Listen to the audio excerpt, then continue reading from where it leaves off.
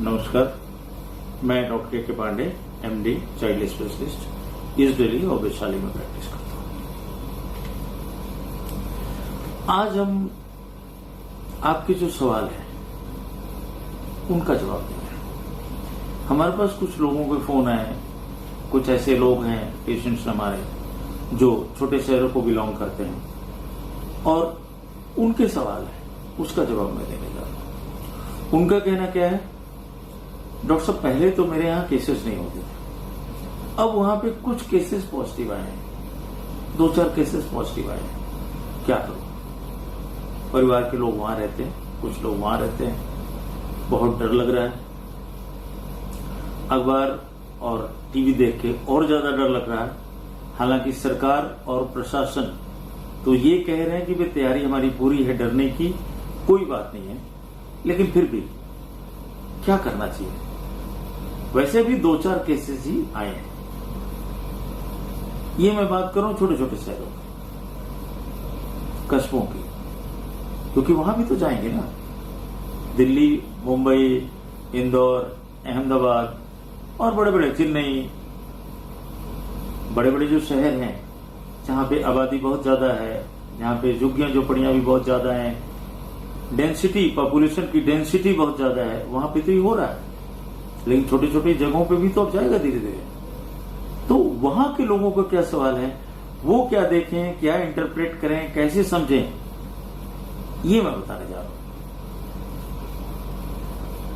पहली चीज तो जो मैं आपको बताना चाहूंगा कि टीवी और न्यूज़पेपर कम से कम देखें या पढ़ें, क्योंकि उतनी डरावनी स्थिति आपके यहां नहीं होने वाली है। क्योंकि ये जो कीटाणु है, ये कीटाणु जितना ज्यादा डेंसिटी होगी पॉपुलेशन की, जितना घनी आबादी होगी, उतना ज्यादा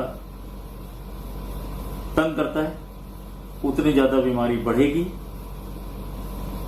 हाँ, टीवी और न्यूज़पेपर देखें, उसमें काम की चीज देखें और अपने काम का उसमें आपके शहर के हिसाब से क्या खबर आ रही है वो समझने की कोशिश करें। वो मैं आपको बताने जा रहा हूं। पहली चीज तो अगर 2 केसेस आए तो उसको 2 न समझे, वो 200 है। अगर 2 केसेस भी आपके शहर में, आपके कस्बे में पॉजिटिव आ गए तो इसका मतलब कम से कम 200 लोगों को पॉजिटिव है। क्योंकि बहुत सारे लोग, 80% लोगों को कोई सिम्टम्स नहीं होते, बाकी कई सारे लोग जांच नहीं करवाएंगे या जांच की सुविधा नहीं होगी, तो ये समझ लें। दूसरी चीज, ये जो 2 लोग बीमार पड़ेंगे, ये आज से बीमार नहीं पड़ेंगे, ये पिछले 2 से 3 हफ्ते पहले बीमार पड़े थे। इनको संक्रमण जो हुआ था, इन्फेक्शन हुआ था कोरोना का, ये 2 से 3 हफ्ते पहले हुआ था। ये कैसे फैलता है, इसके लिए मैं आपको कम्युनिटी ट्रांसमिशन पे एक मेरी वीडियो है, पेशेंट नंबर 31, हेल्थ इंक की साइट पे, आप उसको देखिए, आपको वो समझ में आएगी क्या मैं कहना चाह रहा हूं। तीसरी चीज, आप अपने शहर की लोगों की आदतें देखें। अगर आपके शहर में भीड़ भाड़ बहुत है, कंजेस्टेड है, जैसे दिल्ली में चांदनी चौक वाला इलाका हो गया, या पुरानी दिल्ली का इलाका हो गया, या शहादरा हो गया, और सब हो गया, जो पुराने बसे हुए इलाके हैं, जो काफी कंजेस्टेड है, जहां सोशल डिस्टेंसिंग मेंटेन करना थोड़ा सा मुश्किल है, और साथ में लोग इतने ज्यादा डेंसिटी है कि वो थोड़ा मुश्किल होता है, तो वहां पे जाहिर है बीमारियां ज्यादा होगी एज कंपेयर टू जो खुले हुए इलाके हैं, जो प्रॉपरली बसाए गए हैं उनमें। तो वो आप देखें। दूसरे, आपके शहर के लोग कितने नियम कानून मानते हैं। अगर आपके शहर के लोगों की आदतें मास्क पहनने की नहीं है, सोशल डिस्टेंसिंग मेंटेन करने की नहीं है, वो आप कैसे देखें? आप घर से बाहर निकलिए 500 मीटर, सड़क पे देख लें कितने लोग मास्क पहने, गिन लीजिए, 100 लोग देखिए। हाँ, उन लोगों को आप इग्नोर कर सकते हैं या उनको काउंट ना करिए। अगर वो कोई अकेले जा रहा है, मास्क नहीं भी पहना है या मास्क उसने प्रॉपर नहीं भी पहना है, 6-10 फीट 15 फीट की दूरी में कोई उसके आसपास नहीं है, और हो सकता है कि वो थका हो या उसको अच्छा नहीं लग रहा, थोड़ी देर निकाल दे, तो उसको मत गिनिए। कोई दुकानदार है, कोई कस्टमर उसकी दुकान पे नहीं है, उसने निकाला हुआ है, उसको ना गिने। कोई सब्जी वाला है, फल वाला है, ठेला लगाया है, जब आप वहां पे नहीं है, कोई नहीं है, नहीं लगाए, उसको ना काउंट करें। लेकिन जो लोग दुकान पे खड़े हैं फिर भी नहीं लगा रहे हैं, फिर भी अगर ठेले वाला नहीं लगा रहा है, फिर भी दुकान वाला नहीं लगा रहा है, आपके पड़ोस से कोई गुजरा फिर भी मास्क नहीं लगा रहा है, उन लोगों को काउंट करिए और आप देखिए कितने लोग हैं। नॉर्मली 100 में से 30 लोग ऐसे हमें मिल जाते हैं। आपके शहर में क्या हालत है मुझे नहीं पता, अगर ऐसे लोग हैं तो चांसेस ज्यादा है। क्योंकि ध्यान रखिए, अगर आपके पास आप दोनों मास्क पहने हैं और उसमें से किसी एक आदमी को बीमारी है तो भी बीमारी का बहुत कम चांस है। लेकिन अगर 3 फीट की दूरी पे आपके पास कोई है और मास्क नहीं पहना हुआ है, दूसरे आदमी ने, आपने पहना हुआ है, तो बीमारी फैलने का डर है 13%, 3 फीट की दूरी पे। लेकिन अगर 6 फीट वही दूरी हो जाती, 2 गज, तो 3% रहता है। मतलब पहले अगर 3 फीट की दूरी पे 2 लोग ऐसे मिल रहे हैं जिसमें से एक को कोरोना की बीमारी है, तो 13 आदमी को वो आदमी बीमार कर सकता है। लेकिन अगर सिर्फ 6 फीट की दूरी हो गई, 3 फीट दूरी और बढ़ गई, तो 13 का 3 हो जाएगा। हाँ, एक चीज और सावधानी बरतने की है, ऐसा नहीं कि कोई आपके बगल से गुजर गया है और उसको कोविड पॉजिटिव है, उसको बीमारी में पॉजिटिव आया है तो वो आपको इन्फेक्शन हो जाएगा। आप जब उससे गपशप मारेंगे पास रह के, नॉर्मली कंटेक्ट का मतलब होता है कि 10 मिनट से ज्यादा जब आप उसके साथ रहें, और खासतौर से बंद कमरे में। तो खुले में अगर आप 6 फीट से किसी से बात कर रहे हैं और उसको 2 दिन बाद पॉजिटिव निकला था तो भी आपके होने के चांसेस बहुत कम है। 2-3 चीजें और आपको टीवी से देखना है, या सरकार के जो डिस्क्रिप्शंस आते हैं, सरकार के जो नोटिफिकेशंस आते हैं, उससे देखना है। क्या देखना है? कंटेनमेंट जोन्स कितने हैं आपके शहर में, आपके शहर में, कस्बे में, आपके इलाके के आसपास ऐसे कितने एरिया हैं जिनको की कंटेनमेंट जोन बनाया गया है, जिनको की बंद कर दिया गया है लोगों का आना जाना, या वहां ज्यादा केसेस पाए गए हैं, वो पता करिए। उन एरियाज में सरकार का क्या रुख है वो आपको देखना है। कायदे से इन एरियाज में हाउस टू हाउस सर्विस हो, हर घर में जाकर के हेल्थ वर्कर जाकर के वहां पे कोई भी आया और उसको गणना करनी चाहिए कि भाई कितने लोग घर में हैं, किसी को बुखार तो नहीं, किसी को खांसी तो नहीं, उनके पास करना चाहिए। दूसरी चीज, जो मरीज है उसकी ट्रेसिंग होनी चाहिए। अब सेंट्रल गवर्नमेंट ने ये कह दिया है कि 72 घंटे के अंदर 80% से ज्यादा ट्रेसिंग होनी चाहिए। ये ट्रेसिंग क्या है? मान लीजिए किसी मरीज को है, आज पता लगा कि उसको बीमार है, तो आज टेस्ट उसका पॉजिटिव नहीं आएगा, इसका मतलब वो पिछले 5 से 7 दिन से पहले से बीमार है। अब इस 5 दिन में वो किस किस के कांटेक्ट में आया, उसके घर के लोग, उसके अड़ोस पड़ोस के लोग जिनके टच में आए वो तो अलग है, लेकिन जिस सब्जी वाले के टच में है, जहां से उसने सब्जी खरीदी, जहां से उसने फल खरीदा, जिस मॉल में गया, जिस सुपर स्टोर में गया, जहां से उसने सामान खरीदा, जिस ब्रेड वाले से ब्रेड खरीदा, यहां तक कि जिस पेट्रोल पंप पे उसने पेट्रोल भरवाया, और पेट्रोल भरवाते टाइम वहां पे जो ड्यूटी अटेंडेंट कर रहा था वो कौन था? जिससे उसने भरवाया, दूसरा किसको पैसे दिए। इस तरह से ट्रेसिंग होती है कि उन 5 दिनों से मैं कौन सब्जी वाला, कौन सा फल वाला, कौन सा क्या, इस तरह से होता, कहां कहां वो आदमी गया। ये सरकार का काम है कि 72 घंटे के अंदर उन लोगों का पता करे कि उनमें से कोई बीमार तो नहीं है, उनका नाम पता, सब कुछ पता करके। क्या आपकी सरकार, हमारी सरकार इतनी ट्रेसिंग कर रही है? नहीं कर रही है। नहीं कर रही है तो ये हमारे लिए चिंता का विषय है, हमारे आपके लिए चिंता का विषय है। अगर घर घर जा करके कंटेनमेंट जोन आपने बना दिया, रास्ते बंद कर दिए, लोगों का निकलना बंद कर दिया, सब कुछ बंद कर दिया, लेकिन घर घर जाके लोगों का हाल नहीं पूछा, जहां जरूरत थी टेस्ट बढ़ाने की वो टेस्ट नहीं बढ़ाए, तो आप इन चीजों को देखिए।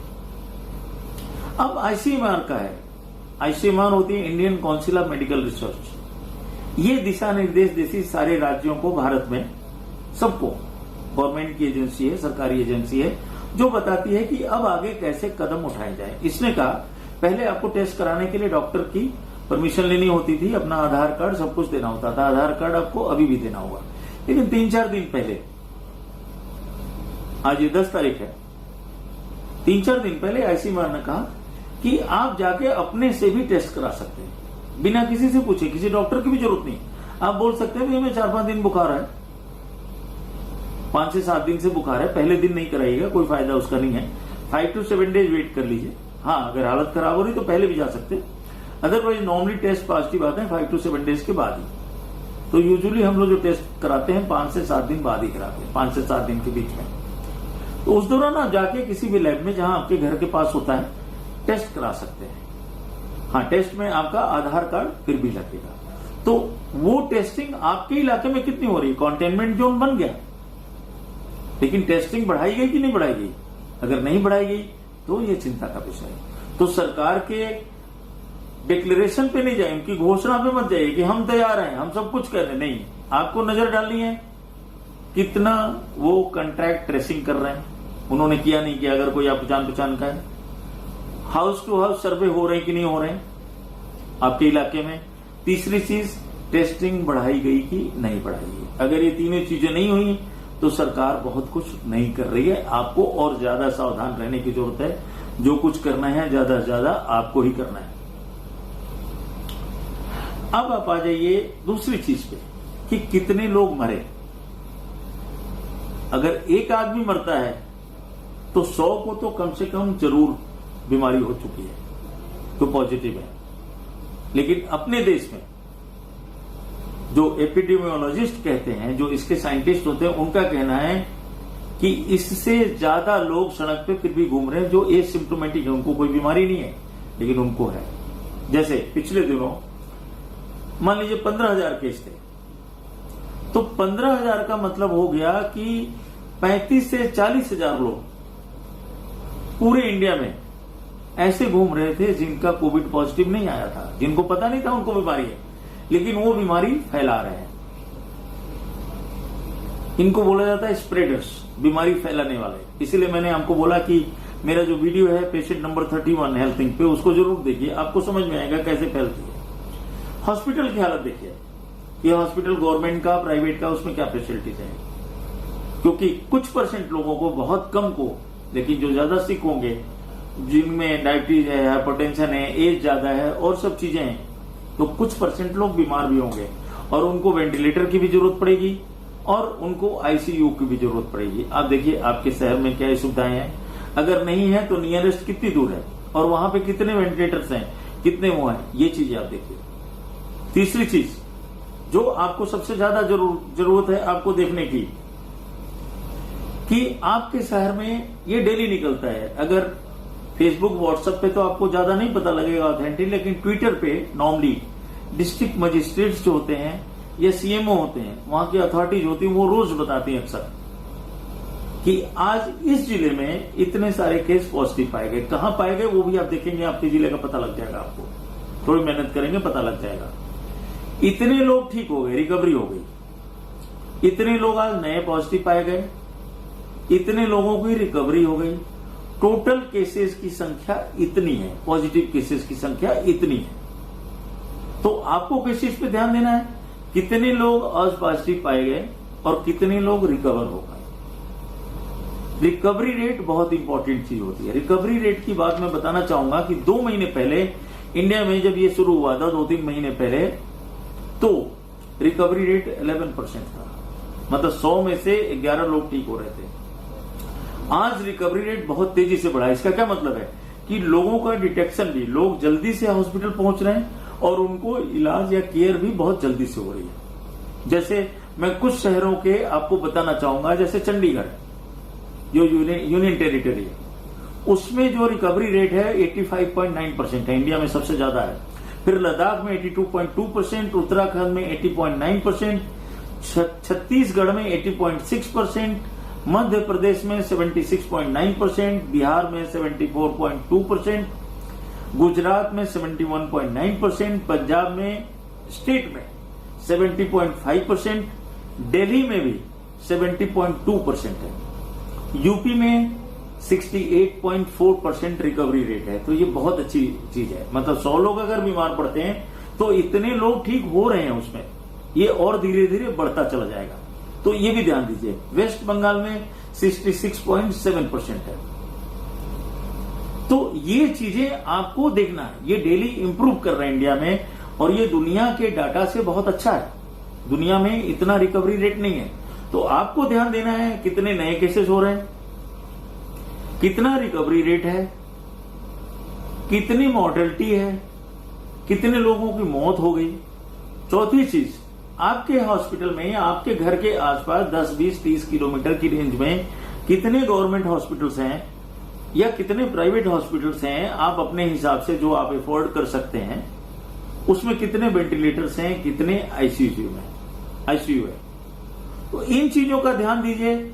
लेकिन अंत में वही चीज, आपको मास्क पहनना, प्रिवेंशन ही सबसे बड़ा क्योर है। तो पहली चीज, अपने आप को बचाएं, अपना ध्यान रखें। हम लोग आपका ध्यान रख रहे हैं नई नई वीडियोस के थ्रू। हमारे और भी वीडियोस हैं हेल्थ इंक पे, जिसे 16 लाख से ज्यादा लोगों ने देखा है, 1.6 मिलियन से ज्यादा लोगों ने देखा है। कोरोना के ऊपर भी बहुत काम की जानकारी आपको उसमें मिलेगी, उसको भी देखें।